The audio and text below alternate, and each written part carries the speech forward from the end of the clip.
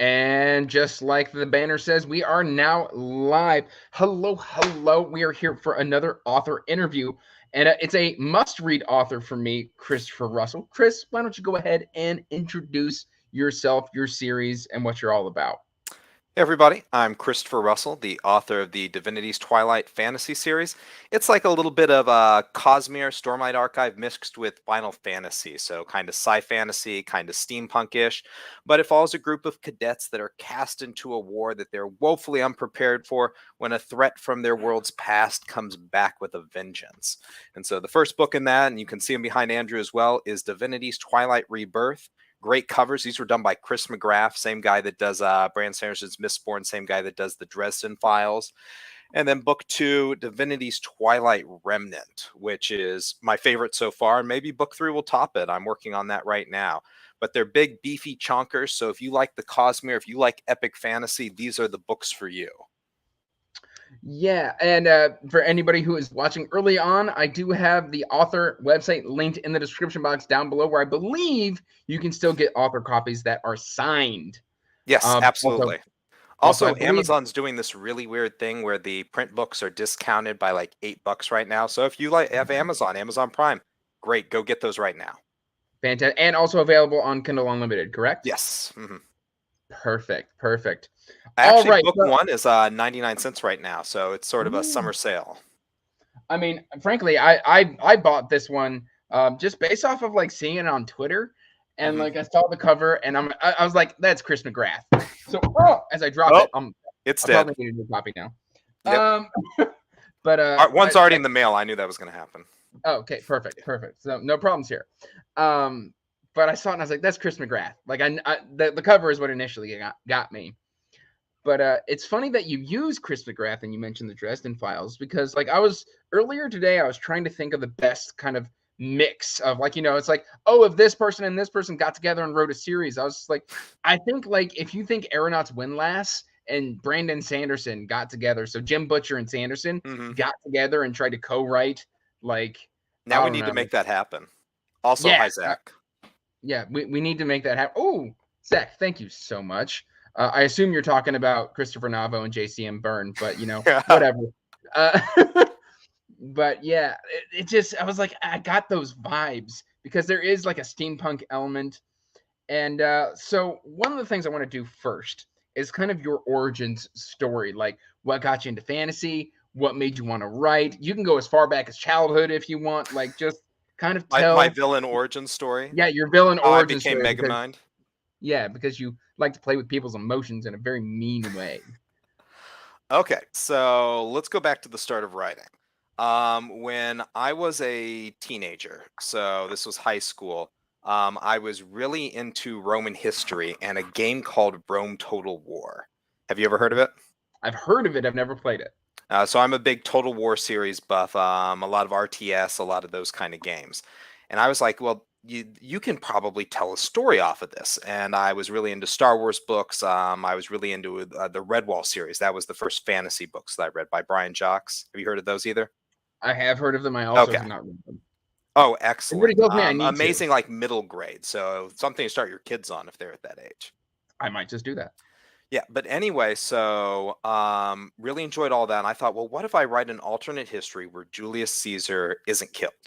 And I decided, okay, well, I'm going to take the Brutii faction, I'm going to make them bigger, give them control of Greece. It's going to be this huge war epic. And then I got about maybe a quarter of the way into the book and I got bored. And the reason that I got bored was, well, you have a gladius. Those are the weapons that legionaries wield. And they have lamellar armor. And you know their war tactics. And you know how the Senate functions and how their agriculture and irrigation, everything works. It's all provided for you. The only creativity you get to bring to a historical fiction is the plot and the characters. I thought to myself, well, that's not very interesting. Let's go do something else. And so when I got to college, I had just read Shadows of the Apt, Adrian Tchaikovsky, so close to your heart. I know that you have mixed opinions on that. We'll get you back into the series at some point. I love the first book. But anyway, that is the first fantasy that I fell in love with, and I said I want to do something like Tchaikovsky and do a fantasy world where technology has a really big impact on how the series plays out. But I wanted to do with more magic, and so of course you've seen that in Divinity's Twilight. But Yeah. I sat down, I wrote 2 or 3 chapters, and then I was doing engineering undergrad at the time, and I got busy. And so I set it to the side, and I came back 4 or 5 years later in 2016 and got serious about it. Finished for book 1, found a publisher in 2019, an small indie publisher that did the print books. And then from there, I rewrote book 2 because I'd been working on book 2 during that time, but rewrote that between 2021 and 2022, and then published that last year and did self-pub for that because I had established a decent-sized fan base, and that I didn't really like the contract that I was under, and so I've since moved everything to self-pub. But that's essentially how Divinity's Twilight came to be. And then the funny story I always like to tell for the very first thing I did in the world was I took this great big map. I have a copy here that I just carry around with me and take to conventions and stuff. But I doodled that on the back of a thermodynamics lecture handout that I should have been listening to the professor, should have been doing my work, but I wanted to doodle a fantasy map instead. And that's where everything started. Nice. So there's a couple things you brought up that we will touch on a little later, conventions and self-pub versus trad pub and things of that nature. But one of the things I want to bring up is I know you were considering rewriting the prologue of the first book, and I'm hoping that you have since changed your mind, because the prologue is very interesting in your series, and it's actually instrumental in the way that I interacted with it, because A, it's massive. So there's a barrier to entry to the series. It's like what, 10% of the book? It's 10% of the first book. It's about 40 pages long. And you are not incorrect. I have written a new version of it, and I'll actually put that on my website for anybody that wants to compare them. I'll shoot that to you tonight as well, if you're interested. Okay. All right. I love that first prologue. Lots of combat, lots of bombastic uses of magic. You get some lore built in. And then you did something I wasn't expecting. You jumped 700 years after that prologue. And I was just like, well, what was the point of all that? And then you proceed to tell me what the point was. So I love that. Just from history is important. Well, yeah. It's funny because I consider you more of a character-based author.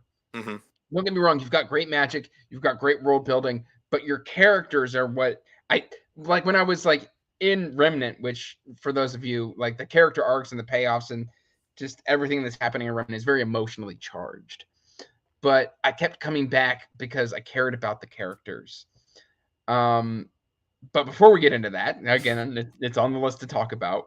What's your daily writing process looks like? Because from all my interactions with you, it's usually like, yeah, I can get a chapter in before we go live or do something like that. Like, do you write every day, or do you write in chunks just as the inspiration hits?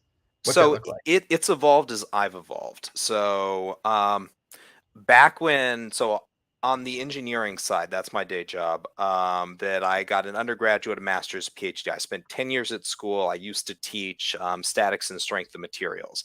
And when the pandemic hit, that's what I was doing. I was teaching virtually. And so that was my day job. And there was plenty of time to write. And that's when I did basically all of book 2, the big, thick chonker that you keep tossing around and wielding. But since then, I now have a full-time job in the industry. I work for a defense contractor. And so I spend Monday to Friday, 7 a.m. to 5 p.m. there. And so I try on weekdays, I try to get in a little bit of social media, a little interaction with people like you and other people that are fans of the series in the bookish community. And then I do a lot of ideas. I always carry my phone around with me, and I have a notepad program called Evernote, and I'll just copy down ideas and write little paragraphs, inspiration as it comes to me. And I'll try to save all that up for the weekend and then try to bang out 2 to 3 chapters on Saturday and Sunday. And so I take the 7,000 or 8,000 words that a normal author wants to get done across their entire week, and I try to cram it into 2 or 3 days. Oh, wow. Oh, yes, it is a sexy book. It really is. Chris McGrath really knocked this one out of the park. Like, the first one was one of his most liked covers of all time, and then he somehow topped it. He's actually working on the third one right now. Wink, wink, nudge, nudge, hush, hush. So should have something fun to show you soon. I can't wait. I can't wait. So what's your interaction with like just the bookish community? I want to say BookTube, but that's because I'm biased. So like just reviewers and readers and stuff like that. Like, what's that interaction been like across your journey? Like, has it been a mostly positive and pleasant experience? Taking critiques on the chin, things like that. Yeah, mostly positive. If you were talking, well, let's deal with positives first. So, very early on, I found an amazing group called Indie Fantasy Addicts. I don't know if you're familiar with them. I am aware. Yes. Okay. So, found that group, really got involved, very active, and I was invited to be an admin shortly afterwards. And I've just really enjoyed that experience. Best readers on the planet. We do something called the Summer Reading Challenge every year, which we're actually in right now. 3 months of intense reading, and you get prizes from a bunch of indie authors as a reward for writing down reviews and telling people what you love about books, etc. Yeah, Zach says, "Gimme, gimme." His quote's on the front. He already has one. But no, so that's an amazing experience. Met a ton of authors through there, a ton of reviewers. Very early on, I met Patrick Leo, who I know is in your sphere, that you guys are good friends. Love Patrick. I'm trying to think of who else did I meet early on. Word Rot, she's Instagram. Let's see. There's a bunch of people. Tori Talks, I've met. I love Tori. Try to think of who else in BookTube. Of course, Zach Argyle's his wife, Bookborn. Love her content. I'm currently on Chris alone. He's doing one for me too. I'm currently on Bookborn's team for SPFBO. Yes, and I hear you guys are having a lot of fun. But I don't think there's anyone I met that's been negative. If there's been any critique, it's mainly been through Goodreads and Amazon, which are more anonymous.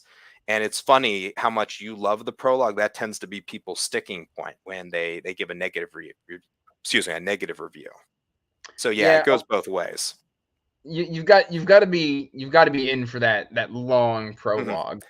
It's kind of like and I've watched all of Sanderson's lectures, videos, followed him, but he talks a lot about how in Stormlight Archive, if people didn't trust him as an author, that the Way of Kings would have failed, because he has essentially 4 prologues. So he essentially has the same amount of intro content as I do, and so it is a very high wall to get through. And his books are massive. Yes. Speaking of Sanderson, what are some of your writing influences? Like, where do you kind of like look to for style or prose tips or things of that nature? So again, it's evolved over time. Like I mentioned, Agent Tchaikovsky, Shadows of the Apt was the very first fantasy series that I fell in love with. But until I published Rebirth, until I published book 1, I did not really read that deeply in either the fantasy community in general or the indie community in general.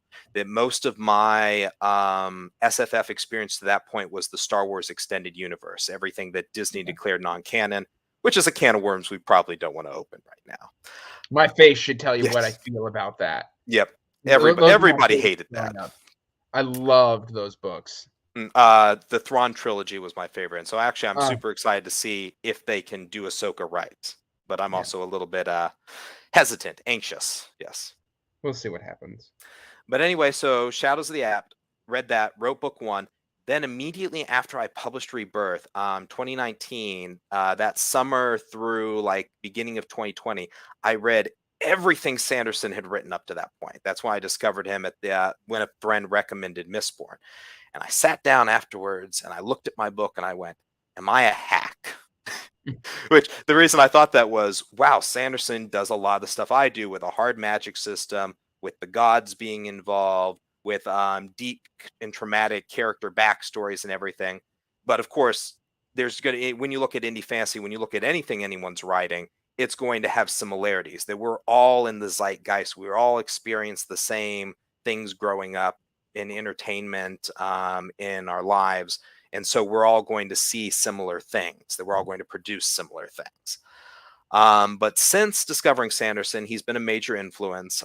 His lecture series, But I'd say as far as prose and style go, the person that has influenced me the most, and you might have seen this in Remnant, is Jay Kristoff. I haven't read Jay Kristoff, so but no, yeah, you had mentioned that on a private message. So like, go ahead. I was just gonna tell people you do really interesting stuff with your formatting that I messaged you and said I love this, and you're like, yeah, I got that from Jay Kristoff. Mm-hmm.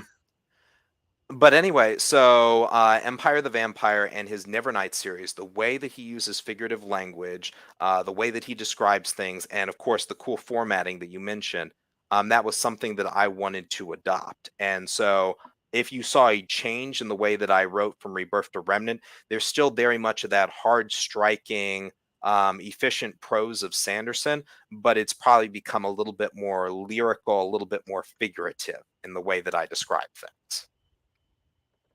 There we go. I'm trying to pull up Megan's quote. He says, that's fascinating because you wrote a big epic fantasy without being deep into fantasy. I think that happens quite a bit these days. I think it happens more than we think it does. So like I was telling Andrew near the start of the show, my main influences were up to that point were Shadows of the Apt and Redwall series by Brian Jacques. So both of those are big epic fantasy, big adventure series. But then, of course, you have to look at, again, Star Wars Extended Universe, which is one giant space fantasy. So if you look at the way that fleets are used in Divinity's Twilight, if you look at the nautical terms used, the way the crystals are used, that would all be more of a Star Wars thing, I would say, than necessarily a fantasy thing. That's fair. So from reading the Cosmere, is that where you got the idea to create your own universe, your Divinity's Twilight universe? Because I think, if I'm remembering correctly, you told me it was going to be 7 books, and then you were going to branch off and do other stuff within the same universe. Yes, so Divinity's Twilight is supposed to be 6 or 7 books, and I also want to write a sequel series after a time jump, so there's going to be a nice little bow at the end of Divinity's Twilight, and then for a couple decade jump, and then I want to write like a trilogy there, also in the world. But I've done a short story. This is Gravitas. It takes place on a different world in the Constella, which is my interconnected universe. There's Easter eggs for Divinity's Twilight in this, and I plan to revisit the characters. This is like steampunk, late 19th century London, essentially, Gravitas is. And that has a neat little magic system where you can pull the heritage of an object out of it and use it as literal weight, gravitas. Push, pull, expand your voice, compress it, crush the air in somebody's lungs, etc. But so if you had like the crown jewels of London or something like that, and they are something that is storied, that has gained importance over centuries and ages, that gives you more energy to pull out later on. And is that something you're going to expand on? Like, are you going to? Yes, I plan tonight another world. Another story in that world. This one follows a villain POV, so it would be somebody that would be an antagonist in a main series. But other than that, I am working on an Asian fantasy that essentially uses magic based in thermodynamics. So again, getting that engineering stuff, and that is sort of like a post-apocalyptic kind of hellscape, very frigid environment, and people have to cluster around the people that can use this magic, otherwise they die. And so you have very much like a feudal Japanese system that has developed, like the Sengoku Jidai, the Warring States period. So there's a little bit of my history background that bleeds into all of this. But there are various other worlds and magic systems and things that I want to play around with that are tied together by the more mythical elements that are in Divinity's Twilight. Book 1 touches on those a little bit. Book 2 expands them more. And then book 3, the meta plot is going to be more in your face. So what you're saying is eventually I'm just going to have a whole shelf with your name on it. Okay. That is the plan. Please do. Reserve it now. Sure. No, I have to build a new shelf. Like, I've got to build a whole new thing. So let's kind of change gears a little bit, and because you're SelfPub, you had mentioned a little bit on like you signed to a small company or a small publishing company. What was that kind of experience like? And then of course you said you wanted more creative freedom, so you went SelfPub. So like, since you've had a foot in kind of both industries, what's that kind of look like for you, and why do you prefer self-pub? And also, what are some of your favorite self-pub books other than your own? Oh, just a shout. See you later, Zach. Thanks for stopping by. And yes, Hobbit Hole books, you're going to like this. Post-apocalyptic Asian fantasy. I'm excited to do that. Probably after Divinitys Twilight Book 3, Revelations. Nice. So you were asking trad versus self-pub, right? Yes. So trad, I did not get an agent initially. I went through with an editor for a small publisher. And basically the relationship was they lived maybe an hour from me, so I was able to go and eat lunch with them and talk through things. They seem to be a very family friendly, focused on small authors kind of thing, that they would publish maybe 10, 12 fiction books a year, not necessarily just fantasy. And that seemed right for me because I was, like many people that jump into this business, doughy-eyed, a little bit naive. You have to learn the tricks of the trade before you're able to get your footing underneath you. And so Right. I went with them, had a lot of success. Books got into various Barnes and Noble, so places on the East Coast, places I could reach out and touch. And I was able to go to those and do signings and do conventions and different things. But they don't put a lot of push behind you. That no matter whether you're at a little small firm or you're all the way up to Tor, Da, and the other big boys. I'm trying to remember the other big 5 imprints right now and drawing a blank. Galanx is another one, Orbit. But they don't put a lot of marketing behind you unless you are going to be like the next Sanderson, the next big thing. And so I was doing all of my own efforts. I was spending more time marketing than I was writing books on top of my day job. And I just Right. thought, well, why should I be giving them royalties when I'm doing all the work myself? And that is the point where I decided to go fully self-pub, pull my rights back, and that I started my own company, Illyrium Publishing, which is where my books are now. So that is, yes, so you have the original copy there with the original imprint on the side.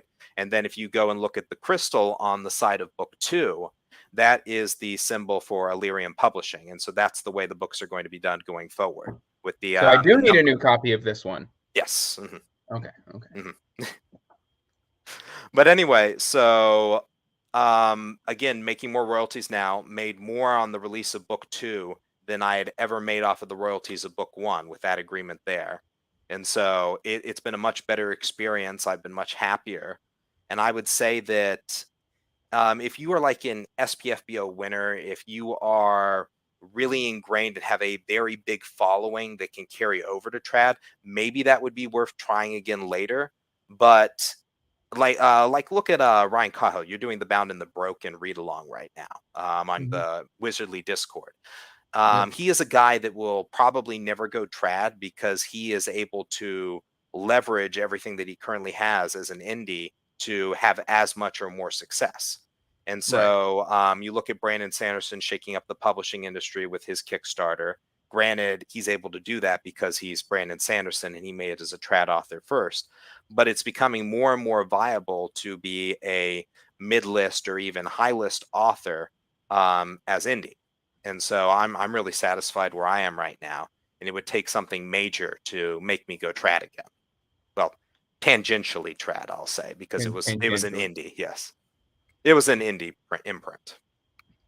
Fair enough. Mhm. You speak about doing a lot of your own marketing. When I was initially following you, I kept seeing booths that you would do at Yes. conventions, and you mentioned Mhm. going to conventions. Do you have any good convention stories? Do you enjoy going to conventions? What's your favorite part of the conventions? All that nonsense. Um, I really love going to conventions. It's great interacting with people. Like I just got back from AwesomeCon DC, which was beginning of June this past month. Okay. And so that was 3 days. There was lots of people that read book 1 that came back and told me, "Hey, I love this. This was amazing. Let me get book 2."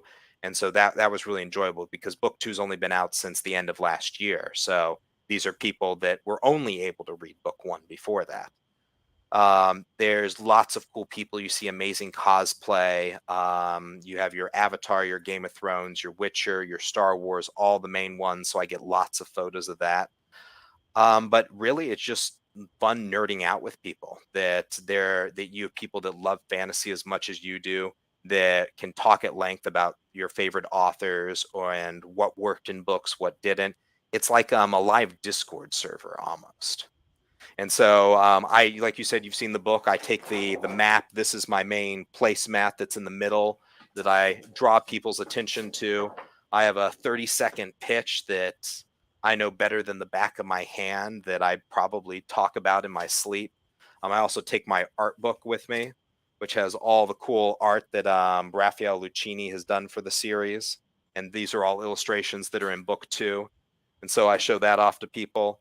And there's just other fun stuff. Like I used to take a dragon with me, a sword, because I used to teach Taekwondo. I'm a 3rd degree black belt. So I would take a sword that like Balin's sword is based off of a katana. And I would take that to conventions. But they don't really let you do that anymore.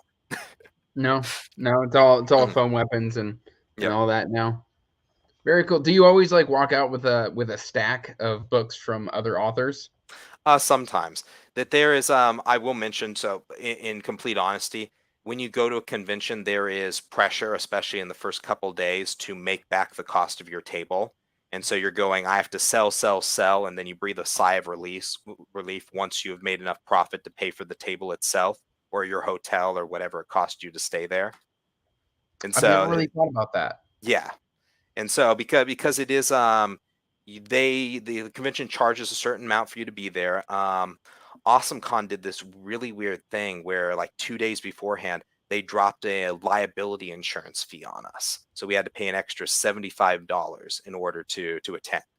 And that really should have been rolled into the table from the beginning. But I'm not sure who necessarily owns conventions, but there's obviously somebody's making money off of it, and so they're charging both the people that come through the door and the people that set up booths in order to make their money. And do you generally make table cost? Yes. I don't think I have ever. My very first convention was in 2021. It was Baltimore Comic-Con, and I made table then, and I don't think I have ever not made table. That's good. Yes. Cool. But no, I'm glad to hear it. It's a fun experience. Like again, Zach just left. I'm going to be next to him at Fan Expo Salt Lake City in September. So we'll be selling books together. I want to meet so many of my favorite authors, like you, JCM Byrne, Zach, P.L. Stewart would be great to meet. I have met AR with him. He lives local to me though, so that's just literally I can just hop online and be like, "Hey, you want to go get drinks?" And he'll be like, "Yeah, sure." Mm-hmm. Oh, Hobbit Hole. The hardcover editions, they're not necessarily special, like with sprayed edges or with colored artwork or anything like Ryan Cahill does, but there are currently signed and numbered editions of Book 2 available on my website. Yeah. So this will have all 12 illustrations, so 2 maps and 10 pictures. Let me see if I can open to one right now. Here's the map. Oh, yeah, you're showing the map right now. There's the map. It's gorgeous in the book, which why did you have to tell me there's signed and numbered editions? I know I have to break your bank. Here's the very first interior illustration. Oh, you're showing. I was just getting ready to show that one too. The Draken. So this is a combination of a dragon and a kraken that ancient sorcerers were messing around with, maybe hopped up on something, and they probably shouldn't have done that. That's something that was actually a talking point I had, was the illustrations, because they aren't in book 1. Why did you want to put them in book 2? Will it be continued through book 3? If you ever re-release book 1, will you add in illustrations? Yes, so I can answer all that. Let's deal with the last one first. If I re-release book 1, I will add illustrations. I had Raphael working on that for a little while. Raphael Lucchini is my guy. He teaches art in Brazil, and he also works for Andy Peliquin of Dark Blade Assassin fame, if you're familiar with him. I know Andy. But he's amazing, very good artist, very easy to work with. And he will do illustrations for book 1 if I re-release. I had him working on that before I had him start working on the book 3 illustrations, because that's going to be more pressing. But anyway, the reason they weren't in book 1 was, again, I was dealing with a small imprint that didn't really want to front the cost for the illustrations. I actually supplied the Chris McGrath artwork for the front for them. So again, wow, they just wanted you to do everything. Yes. And so essentially you can see why I went self-pub after that, why I went indie. But book one did very well, won a couple of awards. People really liked it. You liked it. So I Yeah. decided we're going to reinvest a lot of the money that I've made off of that and do illustrations, do a really good job, and just show people some of the characters, some of the creatures, some of the airships, a lot of the cool stuff that's in the book. And I hope to be able to ramp that up as we go through the books. And I think in my future, color end pages is something. So a spread at the front, a spread at the back of I'm cool just saying battles, you cool could reach out scenes. to the Broken Binding, see if Hmm. you can't get some special editions made. Well, so far they've only done what? Ryan Cahill's and That Ilborn. they're doing Raynor K. Malazan next Jackson. year. They're doing Mhm. Malazan hardcovers next year. They do a whole bunch of re-releases of stuff. I don't know. It's an Mhm. idea. It's an idea. Just saying. I see Um, JCM Burn Dragon Con. I hope to go. I can't make it this year. I'm going to go next year because I didn't have enough leave to do both FanX and Dragon Con, and FanX is a selling convention. yeah. Hmm. With me, it just comes down to time, PTO. I've got young Hmm. kids, Yep. so being like, "Hey, honey, like you got to watch these two aliens for the weekend. I'm gonna go have fun with my buddies." Hmm. Sometimes doesn't like I can get away with it if it's important, Hmm. but like if it's like I'm just gonna go have fun, and then it's just like no, This is important, Andrew. Come on. yeah, yeah. To me, it's How important to how many me. spa packages do you have to buy her in order to go to Dragon Con? What do you mean? So how a ticket to Dragon Con is worth how many spa packages for your wife? Yes. Spa packages. Hmm. It's more. We're more talking hockey jerseys here. Okay. Yeah. Okay. Oh, she loves hockey. Yep. Loves Chose a good hockey. one. um, I think so. It's been 10 years. Mhm. But yeah, so one of the things before I forget about it, and I think it's really cool, is like I was as I was reading, I do this thing where I constantly send little like screenshots of like, did you intend to do this? Is this Mhm. the correct spelling? And the person you have editing your books currently is your mother, Oh no. My editor Sarah Chorn. Sarah Shorn. Yes. You did something with your mom. So my mother's a sixth grade English teacher. So Yes, there we she go. is she is one of the early people that reads drafts of the books. So I have an Okay. alpha reader team, but my parents are, and I'm really glad. There's a lot of authors whose parents don't read their works. Maybe it's not their thing. Maybe they just don't have time or they don't read at all. But both of my parents read my books, and I'm very happy about that. It fulfills me that they're able to enjoy the same things I am to a certain degree. That's really cool. Mhm. But no, what was the message you had sent me specifically, or what did I say? Oh, I don't remember. I just remember you had mentioned at some point that your mother was involved with your work. Yes. So Sarah Chorn's amazing. Mhm. She was not on book one, was on book two. I think that just talking to her, not necessarily even in the editing process, really helped elevate my craft from book one to book two. Along with my co-author that I'm working on another series of books with, Allegra Pescatore of The I don't know Last who that Gift is. fame. Yes, amazing, like Regency epic fantasy, a little bit more romance involved, but amazing books. And so we're actually working on another Asian fantasy called the Age of Bone, and that has a really cool magic system dealing with wearing the bones of your ancestors. Whoa. Yes. And we're also working on a satirical fantasy called what is it? How Not to Be a Chosen One. Yes. I like So that. I like we're all that. over the place, but working with both of them, because again, I wrote book one in a vacuum, very unaffiliated with either the indie community or the fantasy community, and you just learn so much just by being here, just assimilating it, osmosis. And so I thank both of them for helping me make book two amazing. But I grew up being really into writing, being really into language, going to spelling bees and all the different things. And then my mother's a sixth grade English teacher. So between the two of us, we basically can turn in a product that is just proofreading at that point. Hmm. And Nice. so, yes, so there wasn't a lot of work done after I turned Remnant over to Sarah. That's good. So Mhm. she gets a mostly polished product. Yes. And I believe she that was sick at the time, and she said something like she was so thankful that this was not difficult.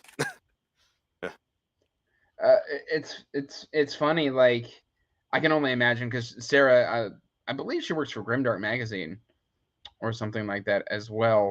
See you But later, Hobbit. Thanks for dropping by. yeah, he's in the UK. Thanks, Meggans. Eat a biscuit for us. I've actually got some big biscuits from the UK in my drawer. I could totally do that. Ooh. But Can you share? no, I can't share it through the screen. I would if I could. I really would. One day. I completely forgot what I was going to say. Yeah, we could do a Willy Wonka style thing where it just floats through the air in a billion tiny particles and then reassembles itself on your side. So we were talking about editing. Yeah, Sarah. I read Of Honey and Wildfires by Sarah, and I really, really love that. Western fantasy is really good. And before I forget, the How Not to Be a Chosen One, you 100% need to read Mark of the Fool. Just because it's technically that's exactly what it is, in a progression fantasy style setting, and it's also really fun. But yeah, Sarah's awesome. That's really my whole point, is just saying that Sarah's cool. We agree. Everybody agrees. I think most people in the chat know Sarah too. Yeah. So I wanted to start getting into like themes and characters and stuff, like not non-spoiler, but you know, certain stuff that's in the book.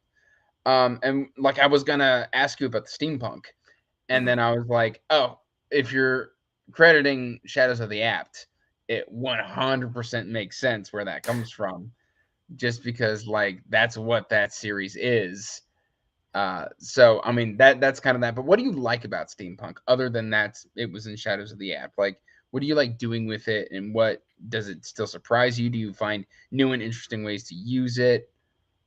So this is near and dear to my heart because probably a few weeks or a few months ago, I was thinking to myself, what does the fantasy community really like?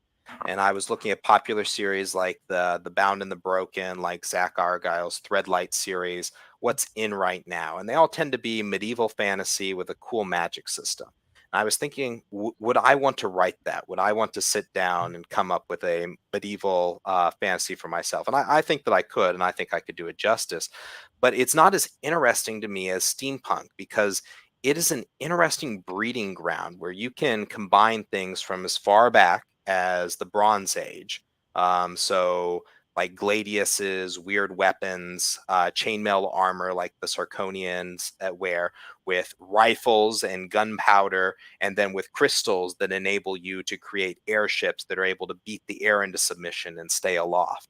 So it is this interesting intersection of pretty much anything you could want to do in a fantasy world, any kind of technology. So like the Asian fantasy I mentioned that I'm working on personally with the thermodynamics magic system, that's going to be steampunk because, well, what do you do when you have a person that is able to produce heat within their bodies and is needed to save this civilization, but they die or they're sick and they can't use their powers anymore? Well, you have to store this somehow. You're going to need gas chambers and pipes and barrels, and you're going to need these pipes to go all over the settlement and spread this heat out to everybody's houses and everything. So there's going to be a steampunk element. And there's just so much cool that you can do with that. Probably the same with cyberpunk if you want to go a little in the future, or Gaslamp if you want to go a little back. These are the playgrounds of fantasy, I would say, where you can just combine a bunch of cool world building elements. Very cool. Very cool. I do want to ask this question, but I should probably wait just because I'm gonna angrily ask it. Not angrily, but you know, angrily ask it. Let's get a little bit deeper because you actually have a very rich world and a very rich story with great characters and everything like that. And you mentioned like a history background, and you really love exploring history. Does that tie into like Divinity's Twilight? Because again, the prologue of book 1 is 700 years prior. And then you've crafted all of these various races and cultures and, you know, empaths and people who can use different types of magical abilities. You've created a battle school. Like, you've created this whole mechanism and this basically and essentially a world. And like, what goes into that? Like, how do you even start to, like, did you pants it? Did you plan it? The What was inevitable like? question that all interviews come back to. Pantsing or planning? Yes. So, I had a thought, and there was a different way I was going to start this answer, but I've since lost it. So we'll talk about pantsing versus plotting. So, book one, I was very much a pantser. That I went into it. The prologue of book one is actually the very last thing that was written in the book. And so that is sort of a capstone that I went back and added after the original prologue was actually Metellus's story that he tells in chapter 1 or chapter 2 or somewhere around there. And it was Okay. very much like your 80s or 90s fantasy, where it's going to be a quick summary, sort of like a fable at the beginning, that's going to give you the backstory to the gods, the goddesses, and the big battles that influenced modern history. And I decided, well, I want to show people that. And that's how we ended up with like Battle of Helm's Deep 2.0, with this massive charge against Sarkon's forces and the vortex spiraling at the center of the battlefield, which was epic. I really enjoyed doing that. And again, in the rewritten version, that still exists. But so that was very much pants, and I went through and I decided, well, I want Valen to have a really interesting long character arc. I want all these other characters to be there with him, to have their own hangups. And I just went piece by piece, and it was essentially my instincts guiding me up until the end of that book. And I wrote past there. I wrote a lot of book two that I have since scrapped. Like book two, 95% of what I had previously was thrown out the window. The skeleton was pulled back, and new muscles and skin were put on it for the current package that you read. Nice. And so when I went through book two, I was still pantsing chapter to chapter, but I knew the arcs as they were going to happen. And I got an Excel document, and I started outlining things with nice and pretty colors based upon who had point of view, and then cataloging how many words were in each chapter, where I should have action beats, where the story should slow down and we should do more introspection, and we should focus more on the characters and downtime, and plotting essentially cycles through the book. And so I think that there's a much stronger through thread. I've always had problems with THs. Through thread in book two than there is in book one, even if you're getting a lot of those same experiences. And so now I'm sort of a hybrid. I'm somewhere in between. Like I told you, I have my phone with a million notes on it. I think my phone is dying because there's so many notes on it, and I have to go to the Verizon store and get a new one and transfer all my notes. But I go back when I'm getting ready to write a chapter, and I will find all the notes that I've written related to that chapter and then pull them out and set them beside me and use that as a framework. But even so, the pantser still sometimes takes over, and the characters do whatever they want. And I'm sure other authors have told you that the characters do whatever they want. And I decide, well, this is more cool. This is cooler in the moment. This is more thematic. This connects to this person's character arc and creates symmetry, or this is a more interesting beat going through the scene. And so maybe nowadays, 25 to 50% of scenes will just go out the window when I start writing them and be replaced. Fair enough. I mean, you got to do what works. I know recently, like there was a post, I say recently, time is an illusion, but like 5 or 6 months ago, Pierce Brown like scrapped 50% of his book because he didn't like the way the characters were going, and he decided to change it. Yep. So no, that 100% makes sense. And boy, do you write long character arcs, because I hated Valen the first book. Like, he is such a jerk. Yep. And I was just like, that is 100% intentional, and people will write reviews about that. And I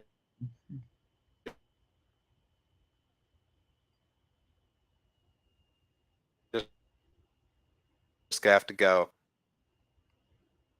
Oh, do we have a blip? Yeah, we got a small blip. Okay. Did you hear the last thing I said? Nope. I didn't hear any of it. I said, I shrugged and I said, people are supposed to hate Valen in book one, and Mateo is supposed to carry people through that. Yeah. Definitely. Please don't hate my dog. He's also named Valen. He's a good Oh, pupper. Yes. I'm sure he is a Yes. good pupper. Has a No, lot of the I'm same in. traits though. Oh, great. And he Uh, bullies my other dog called Mateo incessantly. so who is your favorite character? My favorite character to write or favorite character? Why not both? Um, it changes. It goes through cycles. When I was writing book 2, my favorite character was Major Reeve. Okay. So the Ice Queen. And there's a lot of my mom in her. Very much the teacher aspect that I heard rumors from the schools that she worked at that she had an icy glare that would just silence students, that they would fall still, stop running in the halls, stop talking in class, everything. That she's an amazing, warm woman, very kind-hearted, but that is what I took and I used as the core of the character. But as far as favorite to write, probably Celeste. And the reason it's Celeste is because she is going through her own character arc, but as she goes through that and her rough edges get worn away, um, there's still a lot of who she was originally, and that original person, that core, is very much different than I am. Very bold, very brusque, very matter of fact, and I enjoy being that way towards other characters because that is not who I am personally. And Okay. so it is different. It is something unique. You Mhm. see, my favorite. So in book 1, my favorite was Mateo. I Mhm. loved Mateo. Mateo doesn't get as much screen time in book 2 as he did in book Mhm. 1, but we get a lot of flashbacks with Valen and stuff like that. But I think in book so book 2 has like it takes the character arcs and just starts evolving them. Or it takes Mhm. these characters and really starts evolving them, so you really get to know them. And I mean, I loved every way, but I found the most frustrating one and one of the most rewarding to be Renar or Yes. Mhm. Renner, just because like you find out a whole bunch of stuff about him, and like everybody is going through character growth. Like it's So this is a Raynor non-spoiler. is a very fun character, and I really appreciate him because, and I don't know if you got this from book 1, Raynor was not supposed to go on the adventure. He was not supposed to join the other cadets. He was supposed to be the token Malfoy. He's dark haired, but he was supposed to be basically the blonde brat that is the school bully that just messes with everybody else. And I don't want to spoil parts of book 1, but he was not supposed to be around for a while, for a very long time. And then I realized that the cause of his bully habits, the reason that he was his relationship with his father, his relationship with the military aspects of the culture in general, and his relationship with his hobbies, with his true love, art, and everything else. His love of puzzles, his love of unique things and music, and all the things that I enjoy as an artist. And so I really grew to love Raynor at that point, and that comes out as him being one of the major arcs in book 2. Okay. Hmm. Now, again, non-spoiler discussion. Hmm. So you're setting up a lot of mysteries to explore in the next book, I assume. One Hmm. of them is Vel's, which I love Vel. I've Hmm. always loved well, Vel comes off as kind of ditzy, and then once Mateo gets to know her, you're just like, "Oh, I know what you're all about." But there's something going on with Vel. There's even more mystery with Renner. Valen, we finally figured out. Well, nope, there's still a mystery with Valen. Mateo, I think Mateo has finally kind of come into his own because he started discovering powers and stuff. Or should we just refer to him as Professor Nightlight? Yeah. Uh, That, but that's one of my favorite nicknames. That's a little bit of like self channeling from when I was young. I mean, I had a Yeah. nightlight. It Uh-huh. wasn't it wasn't no big thing. Uh-huh. But uh, do you enjoy writing these mysteries into your story? Are there any that you're super nervous to discover and unfold? Like, because So if you're a pantser, you're discovering it along with the characters. So I know where these are going. With Vel, I know where her arc is going, and I know what was going to happen along with that. Again, avoiding spoilers. But I brought it more to the forefront in book 2 than I had planned to. I decided to plant the seeds earlier and actually give it a physical manifestation. You know what I'm talking about. It did Hmm. not have one previously. And so I thought that was a lot stronger because I had done that, that it gives the reader something to grasp onto.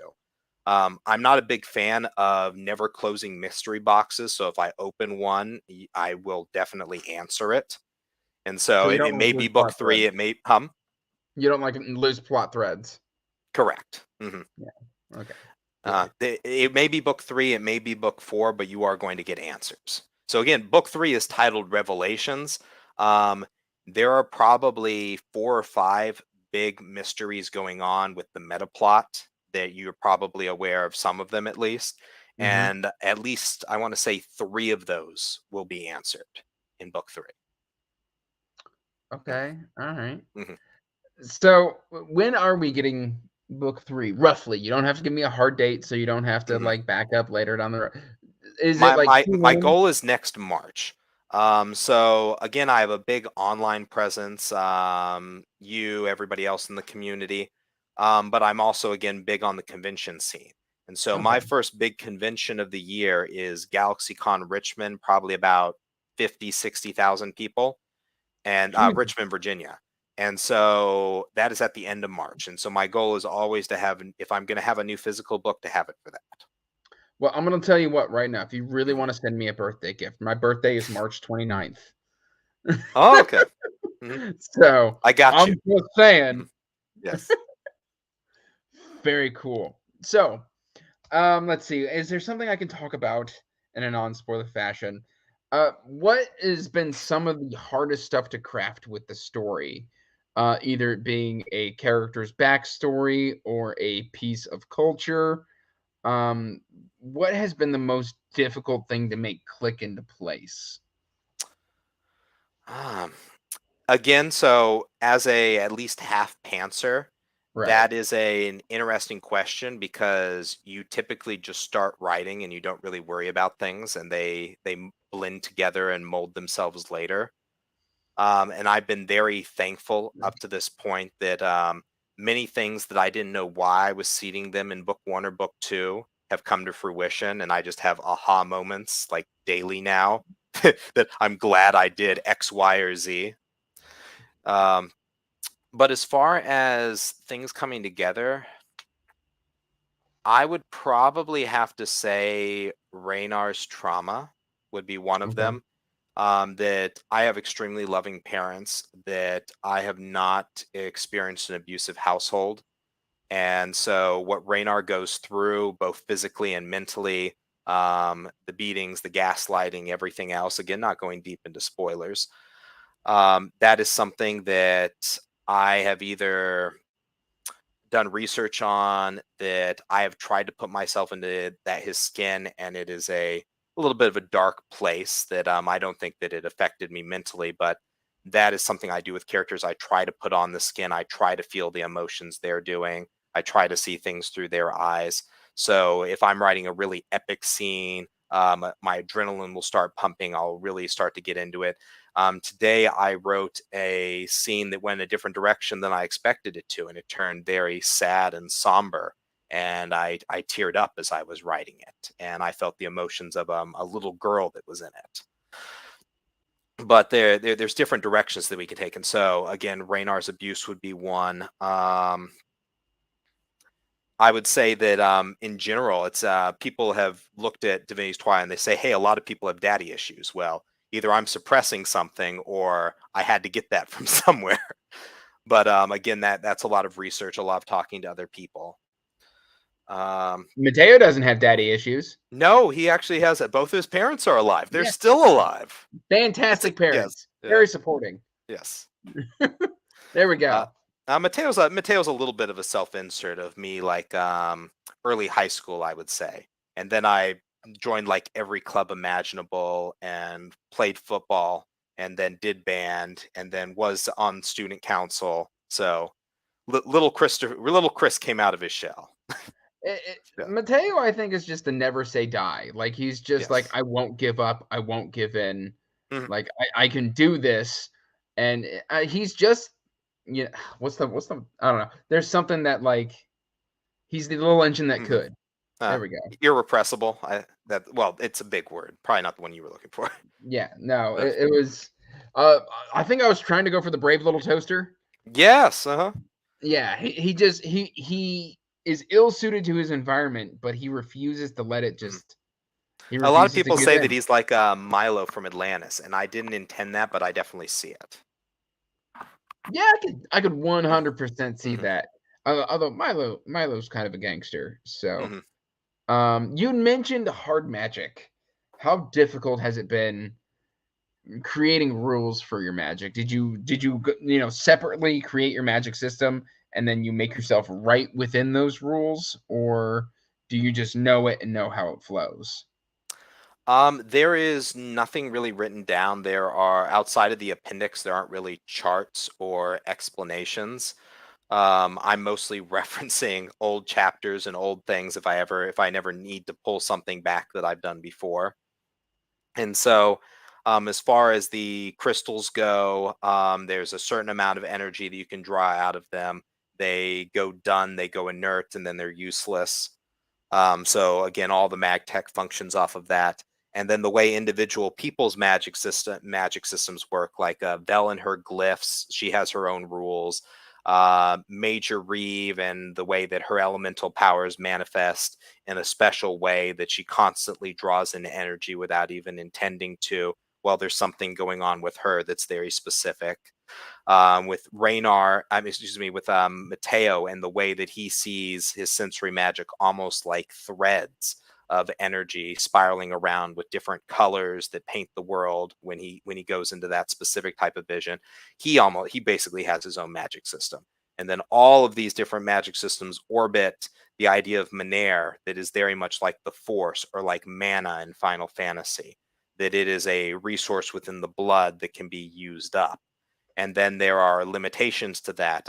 Something that's going to be discussed in book 3 is that Valen has exceeded his limitations a few times more than he should be capable of without going kaput. And so that's something that the Inja Mage in their crew is going to be delving into. Yeah. Very cool.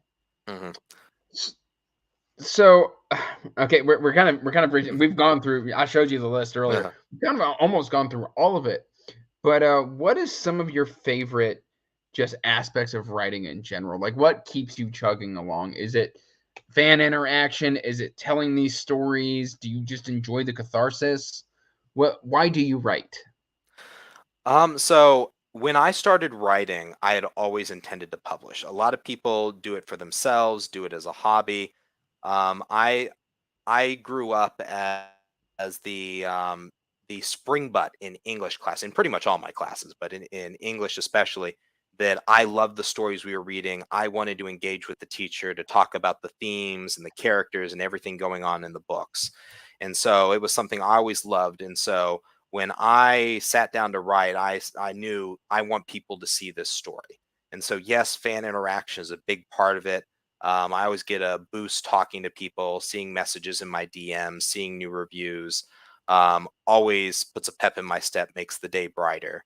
But even without that, I think that I would still be writing. I had to write book 1 completely without fan interaction. I didn't have fans yet, so there was something in me that was pushing to tell this story, that wanted to bring these characters to life. And I think even if all the fan interaction was to go away, if all my success was to disappear, I would want to rebuild it, that I would want to continue these characters' stories and bring them to a conclusion, because they're very much a part of me now. There's a little seed of me in every single character. Vel, who you see behind you, the cover that you're using as the backdrop, she's my kindness, my warm-heartedness. Celeste is that abrasion, that aggression that I tend to bury. Valen is the trauma, the sorrow, the regret for things that I maybe wish that I had done. Mateo is very much me. the engagement with books, with stories, with learning and knowledge, that just wanting to consume everything and then be able to use that to be able to help people. There's a piece of me even in different kinds of the villains, like the main one whose name I won't say because it's actually a spoiler early in book one. The idea that sometimes the ends do justify the means, that there is something worth sacrificing for, that there's something worth going beyond what you normally would. That there's a piece of me in all these different characters, and so I value them dearly. So you just write for the love of it. That's definitely a part of it. I want to write to be published. I want to write for people to talk about it, to be seen, but I do write because I love it. Especially right now that I work, like I said, 7 to 5 every day during the week, and on the weekends, everybody else is taking off, hanging out with their families, whatever. I'm plopping myself down in front of a computer and continuing to bang out words. I spend my week in front of a screen. I spend my weekend in front of a screen. But no, I love it. I wouldn't do it otherwise. Or if you're playing Final Fantasy 16, you're spending your week in front of a screen. Yes, I would still be spending my weekend in front of the screen. Played a few hours last night, but I've definitely slowed down since release. I may be 70% of the way through the game, and if I had been in college or I had been when I was teaching, I probably would have finished it in the first like 3 or 4 days after release.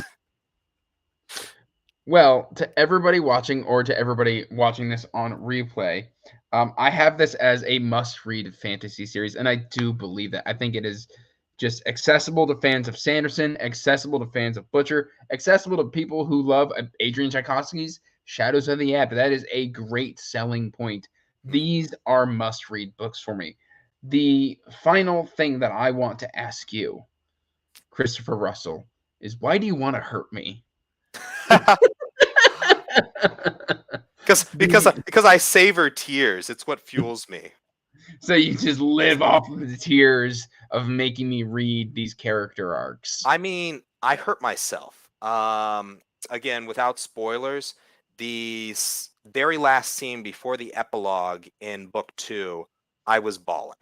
That I literally, from about the first page of that chapter onwards, I was in tears that progressed to sobs, that progressed to bawls, and the waterworks wouldn't stop. And I wrote the whole chapter while barely able to see the screen. So if I am hurting you, I'm also hurting myself. That I feel what the characters feel very deeply, and I think that that's what contributes to how visceral, how raw the writing style is, how deeply these characters get under your skin.